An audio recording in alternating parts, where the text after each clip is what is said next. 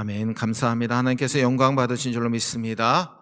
우리 옆에 분에게 인사하겠습니다. 주의 사랑으로 사랑합니다. 주의 사랑으로 사랑합니다. 뒤에 분도 인사하겠습니다. 주의 사랑으로 사랑합니다. 아멘.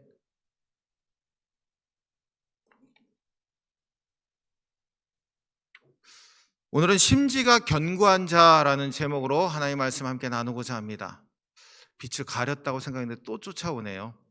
전 여기 난로가 필요 없을 것 같습니다. 겨울에도 이 빛이 계속 들어와서 뜨거워서 강단에 난로를 놔본 기억이 없는 것 같습니다. 자, 하나님이 천연의 난로를 주셨음을 기억합니다.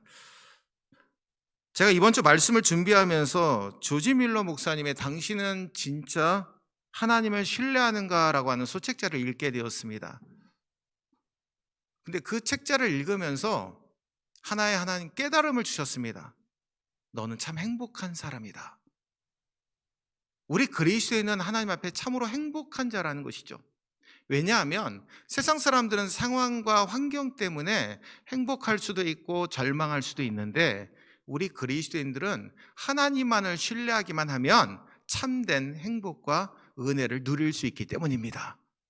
여러분, 정말 그 말씀을 깨닫고 나니까, 그 은혜를 깨닫고 나니까 난 참 행복한 사람이구나. 넉넉한 하나님의 은혜에 거하게 됩니다. 그리고 또한 주께서 주시는 능력 가운데 거하게 됩니다. 그러니 흔들림 없이 주님을 바라보고 살아갈 수 있게 되는 것이죠. 성도 여러분, 지금 어떤 짐을 지고 계십니까? 여러분들이 감당할 수 있는 짐입니까? 아니면 감당할 수 없는 짐입니까? 철로역정에 보면 그 주인공은 그 전에는 자신이 짐을 지고 있다는 생각 전혀 못했습니다. 근데 전도자를 만나고 자신이 감당할 수 없는 죄의 짐을 지고 있음을 보게 됩니다. 깨닫게 된 것이죠. 그러니까 어깨가 꾸부정하게 다니게 됩니다. 그전에는 어깨를 펴고 너무나 잘 다녔는데 자신의 그 감당할 수 없는 죄의 짐이 있는 것을 알고 구부정하게 걸어 다니게 됩니다. 성도 여러분, 여러분들이 감당할 수 있는 짐, 감당할 수 없는 짐 가리지 마시고 주님 앞에 맡기는 훈련을 하시는 저와 여러분들 되시기를 주의 이름으로 축원합니다. 그러면 여러분 그 짐을 주님께 맡기면 우리 주님께서 우리를 기다려 주시는 은혜를 경험하게 될 줄로 믿습니다. 이러한 은혜를 잊게 되면요, 주님, 저는 어떤 상황과 환경에 상관없이 나는 주 안에서 행복한 사람입니다 라고 고백하게 되는 것입니다. 어떤 사람이 여행하는 가운데 가장 위대한 사람, 가장 훌륭한 사람이 많이 태어난 한 유럽의 한 마을을 지나게 되었습니다. 그 마을에 들어가서 처음으로 만나게 된 한 노인분에게 이렇게 물었습니다. 어르신, 이곳에 참 세상에서 훌륭하고 위대한 사람이 많이 났다고 하는데 그 마을이 맞습니까? 라고 했더니 아니요, 여기는 위대한 사람도 훌륭한 사람도 위대한 사람도 훌륭한 사람도 아닌 갓난아기만 태어난 마을입니다. 이렇게 대답했다고 합니다. 이 말이 무슨 말일까요? 여러분, 처음부터 태어나는데 위대한 사람, 훌륭한 사람으로 태어난 게 아니라는 거죠. 하나님께서는 위대한 사람으로, 훌륭한 사람으로 그를 만들어 간다라는 이야기입니다. 태어난 사람은 그저 갓난아이들 뿐이었다라는 것이죠. 하나님께서 필요한 사람을 택하셔서 사용하고 계신다라는 겁니다. 오늘 우리 성가대로 하나님께서 불러주셨습니다. 아름다운 찬양을 불러주셨습니다. 근데 여러분 그 얼굴 가운데 내가 정말 하나님을 찬양합니다라는 마음이 있으면 얼굴에 웃음이 가득합니다. 근데 내가 왜 이 자리에 왜 있지?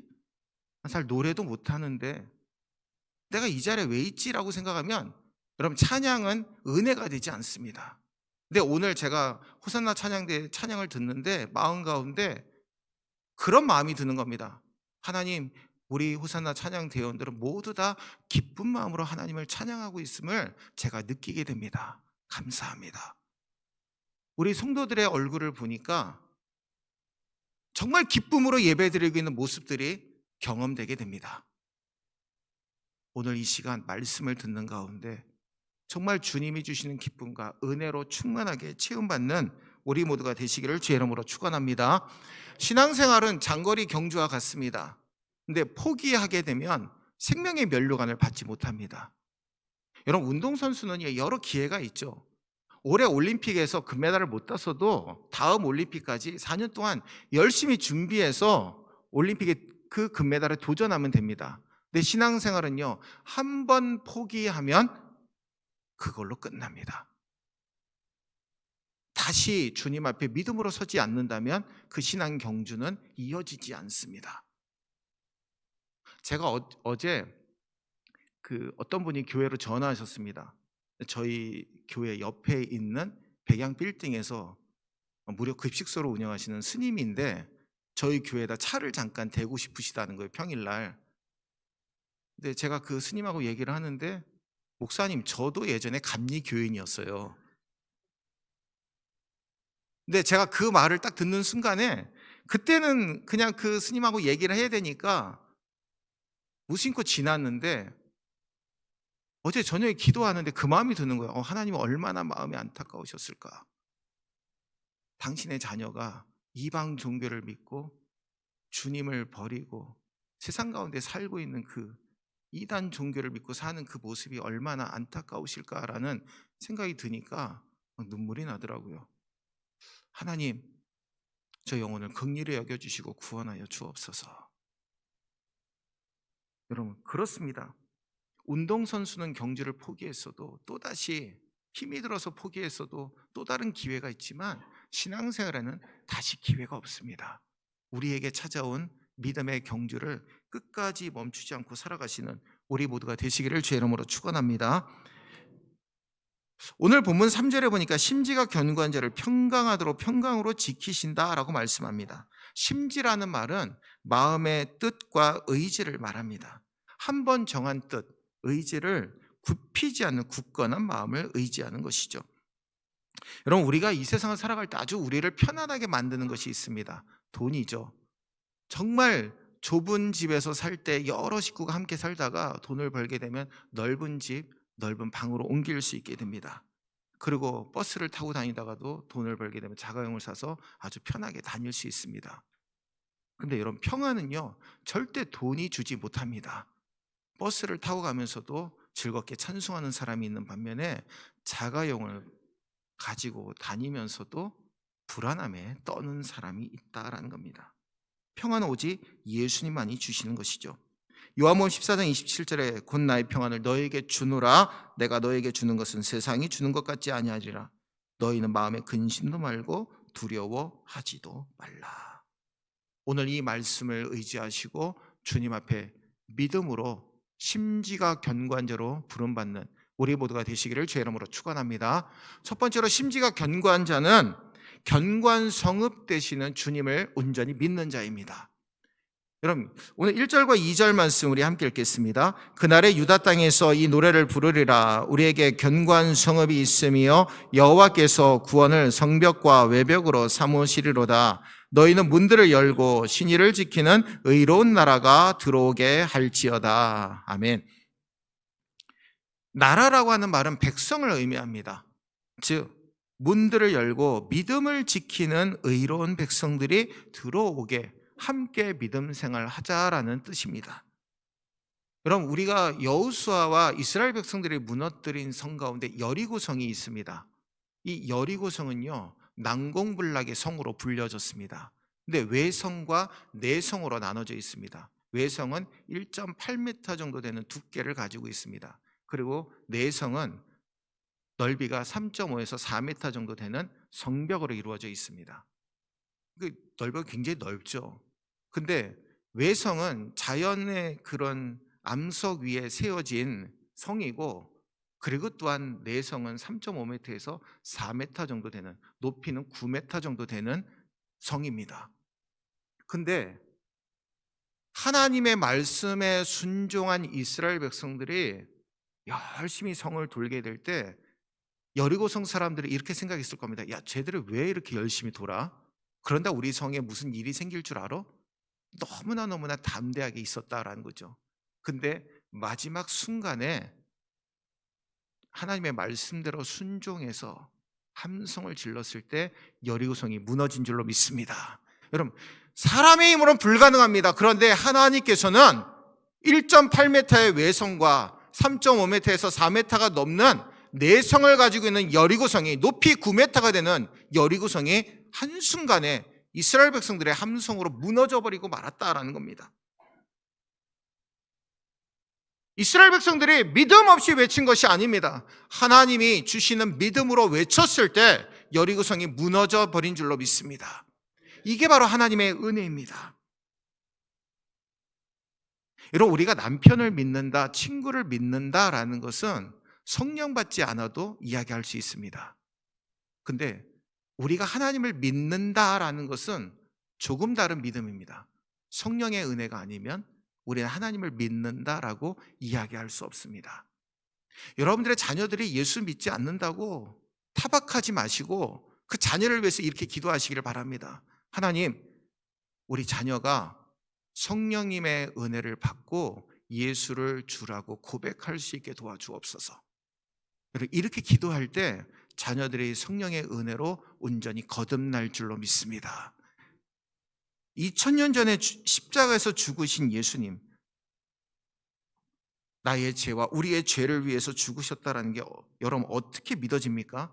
이거는 친구를 믿는 것과 남편을 믿는 것과 아내를 믿는 것과 다른 겁니다. 성령께서 깨닫게 하시지 아니하면 믿어지지 않는다라는 것이죠. 여러분, 2000년 전에 내 죄를 위해서, 우리 죄를 위해서 죽으셨다라는 게 그냥 믿어집니까? 이성적으로 믿어집니까? 그건 불가능한 일입니다. 성령께서 우리 마음 가운데 은혜를 주셔야만 그게 온전히 믿어지고 주님을 위해서 헌신하게 되는 것이죠. 여러분, 우리가 이 세상을 살아가는 가운데 재산도 가질 수 있고 여러 가지를 가질 수 있습니다. 근데 세상에서는 좋은 집 그리고 높은 자리에 앉는 거 성공이라고 이야기하지만 믿음에서는 성공이 좀 다릅니다. 목숨 걸고 믿음을 끝까지 지키는 거, 이게 바로 성공입니다. 사도 바울은 말년에 디모데에게 편지하면서 나의 달려갈 길을 다가고 믿음을 지켰으니 이제 후로는 멸류관 받는 일밖에 없다라고 고백했습니다. 우리 신앙의 경주는요, 달려갈 길을 다 달려가야 됩니다. 주님 앞에 갔을 때 주님, 주께서 주신 믿음을 믿음으로 잘 지켰습니다. 모두 다 주의 은혜입니다. 이렇게 고백하면요, 주께서 우리에게 더 큰 상급으로 채워주실 줄로 믿습니다. 그러면 여러분, 믿음을 지키는 것이 왜 중요합니까? 욥과 솔로몬의 이야기를 함께 비교하면서 말씀을 나누고자 합니다. 욥은 동방의 의인이었습니다. 부러울 것이 없었죠. 10명의 자녀들이 있었습니다. 많은 재산을 갖고 있었습니다. 그리고 정말 부족한 것이 없는 사람이었는데 그에게 한순간에 시련이 닥치게 되죠. 사단이, 마귀가 하나님 앞에 이렇게 고백합니다. 하나님, 욥도 아무것도 없으면 하나님을 저버릴 것입니다. 하나님은 허락하시죠. 욥에게 건강부터 칩니다. 자녀들 다 죽게 만들죠. 재산 다 뺏기게 만들죠. 몸에 악창이 나게 합니다. 기와장으로 그 악창을 긁어댑니다. 아내는 그를 저주하고 떠나버립니다. 근데 욥이 어떻게 고백합니까? 내가 이 세상 태어날 때 알몸으로 태어났고 알몸으로 돌아갑니다. 내게 주신 것도 다 하나님의 것입니다. 주신 것도 하나님이시요 거두어 가신 분도 하나님이십니다.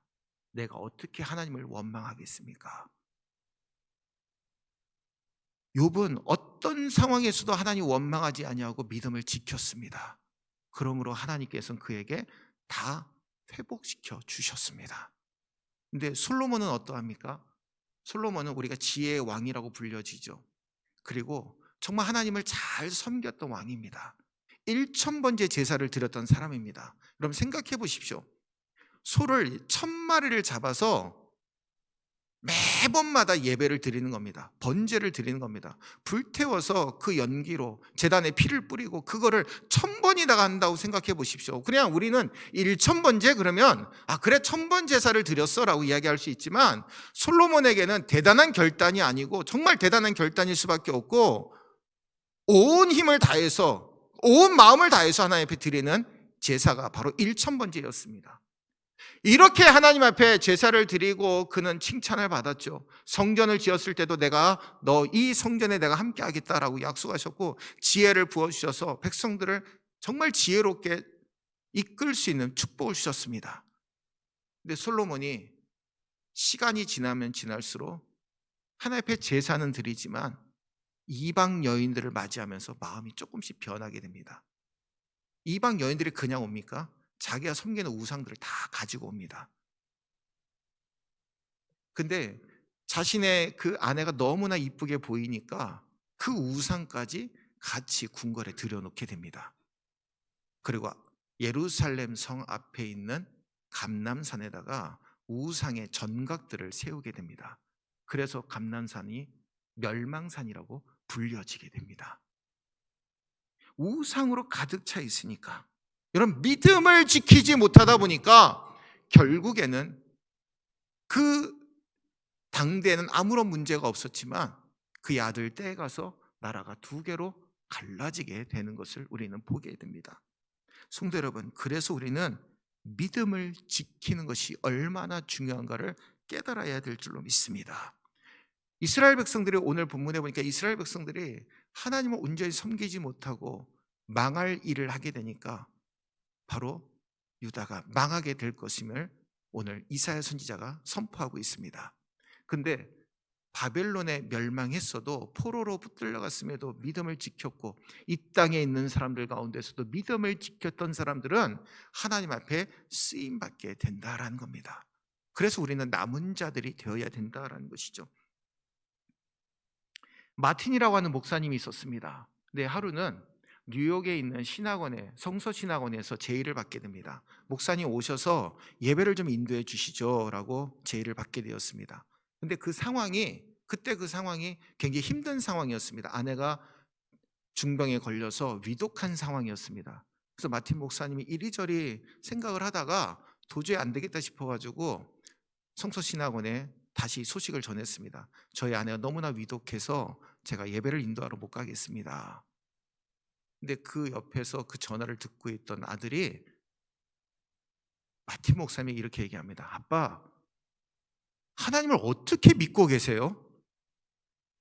질병에 걸린 엄마를 하나님이 지켜주실 것이라는 믿음이 없으세요?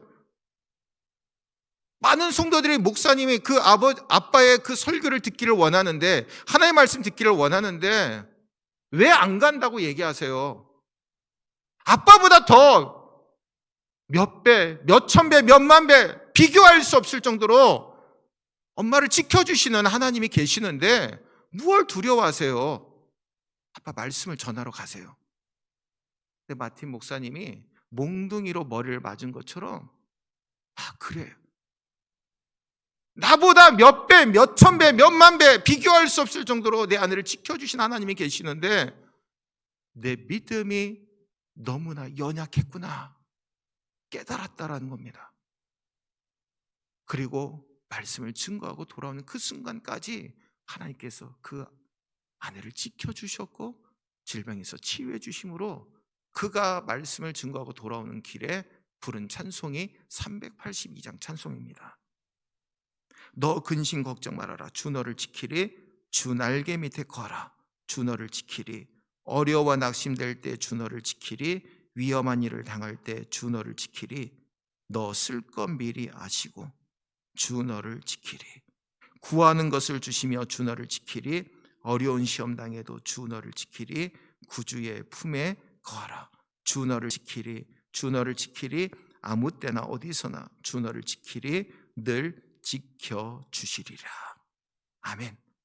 사랑하는 우리 성도 여러분, 심지가 견고한 자로 우리에게 견고한 성읍 되시는 하나님을 온전히 믿게 하시는 믿음을 주셨으니 끝까지 그 믿음을 지키고 주 앞에 쓰임받는 우리 모두가 되시기를 주의 이름으로 축원합니다.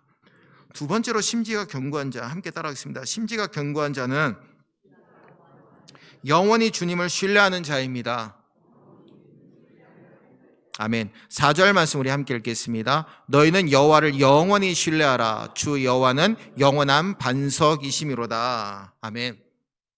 여러분, 변덕 부리는 사람들을 만나보신 적이 있을 겁니다. 어느 때는 간이라도 다 빼줄 것처럼 아주 잘해줄 것처럼 하는데 조금 지나다 보면 그거는 온데간데 없고 막 실증을 내면서 싫어하는 사람이 있습니다. 근데 며칠이 지난 뒤에는 밥이라도 떠먹여줄 것처럼 아주 좋아하다가 어느 순간 또다시 바뀌게 되죠. 근데 여러분, 신앙생활에도 변덕이 있음을 아십니까? 하나님께 실증내고 예수님께 실증이 나서 그러는 겁니다. 실증이 나기 전에 내가 온갖 봉사 다 하는 것처럼 열심히 하려고 하다가 딱 하나님 앞에 실증이 나면 딱 모든 걸 다 손을 놔버립니다. 그리고 정말 열심히 앞장서서 일할 것처럼 하다가 변덕 부리면 그 또한 앞장서는 것도 다 없어져 버리고 맙니다. 근데 하나님의 백성은요, 심지가 견고해야 될 줄로 믿습니다. 여러분, 변덕을 부려서는 안 됩니다. 하나님 앞에 마음 하나 딱 정했으면 끝까지 주 앞에 드려야 됩니다. 하나님은요, 우리에게 약속을 주셨죠. 근데 한 번도 변덕을 부리지 않으셨습니다. 우리에게 약속하신 것은 반드시 이루어 주시는 분이시기 때문입니다. 여러분, 우리가 잘 알고 있는 다니엘은요, 뜻을 정하여 죽을 때까지 그 뜻에 변함이 없었습니다. 포로로 붙들려 갔을 때 바벨론의 왕이 먹는 진미를 먹고 왕 앞에 설 때까지 그 음식을 먹게 됩니다. 근데 그게 우상에게서 나온, 우상에게 바쳐진 제물임을 알고 환관장에게 부탁해서 채식을 하게 되죠. 근데 환관장이 굉장히 겁이 났을 겁니다. 야, 쟤네들 고기도 하나도 안 먹고 채식만 먹어. 그러면 저러다가 무슨 일이 생기면 내가 왕한테 혼나지 않을까? 근데 다니엘은 끝까지 그 믿음을 지키게 됩니다. 근데 수많은 소년들 가운데 다니엘과 사드락, 메삭, 아벳느고만이 왕 앞에 선택을 받게 되죠. 성도 여러분, 하나님 백성다운 하나님을 신뢰하는 자는요, 심지가 견고한 자이고요, 죽으나 사나 하나님만을 믿는 사람입니다. 하나님의 백성이라고 하면요, 일상 세상 사람들과 다른 가치를 갖고 살아갑니다. 하나님이 하나님 되심을 온전히 믿고요, 하나님의 말씀이 삶의 기준이 됨을 분명히 믿습니다. 이 믿음으로 살아가는 자가 하나님의 백성답게 살아가는 자입니다. 세상은요, 죄악된 습관을 즐기지만 하나님의 백성은요, 세상 가치관이 아니라 말씀으로 살아가기 때문에 어떤 상황에서도 하나님이 범하지 말라, 안 된다라고 하면 거기에서 멈추는 사람이 하나님의 백성입니다. 여러분, 누군가 나를 믿으십시오라고 하면 두 가지 반응이 일어나죠. 네, 제가 당신을 믿겠습니다. 또 한 가지 반응은 내가 왜 당신을 왜 믿어야 되는데요? 라고 두 가지 반응이 나타납니다. 여러분, 하나님을 신뢰할 때도 이러한 반응이 나타나는 것이죠. 온전히 심지가 견고해져서 성령의 은혜로 하나님을 믿게 된 자는 네, 하나님만 내가 온전히 믿겠습니다.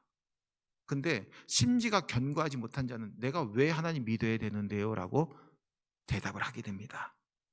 민수기 23장 19절에 하나님은 사람이 아니시니 거짓말을 하지 않으시고 인생이 아니시니 후회가 없으시도다. 어찌 그 말씀하신 바를 행하지 않으시며 하신 말씀을 실행하지 않으시랴. 아멘. 이사야 14장 24절 말씀 우리 함께 읽겠습니다. 만군의 여호와께서 맹세하여 이르시되 내가 생각한 것이 반드시 되며 내가 경영한 것을 반드시 이루리라. 아멘. 하나님은 반드시 이루시는 분이심을 이 시간 분명히 믿으시기를 주의 이름으로 축원합니다. 그러면 우리가 어떻게 하나님을 온전히 신뢰할 수 있습니까? 하나님, 오늘도 목사님이 하나님 신뢰하라고 했는데 그러면 어떻게 하나님을 신뢰해야 되는 거야? 라는 질문을 하실 수 있습니다. 네, 여러분, 그 질문을 하는 것조차도 은혜입니다. 하나님을 내가 정말 신뢰하고 싶은데 내가 어떻게 살아야지 하나님을 신뢰할 수 있습니까? 그 질문을 드린다라는 것은 하나님을 신뢰하고 싶은 마음이 우리 가운데 있기 때문에 질문할 수 있게 되는 겁니다. 먼저 우리가 하나님을 신뢰하기 위해서는 하나님의 말씀을 가까이 대하고 그 말씀을 묵상해야 됩니다. 이런 말씀을 묵상하다 보면요, 하나님께서 내게 주신 은혜를 깨닫게 됩니다. 어제 이렇게 읽고 지나갔던 말씀이 오늘은 너무나 새롭게 다가옵니다.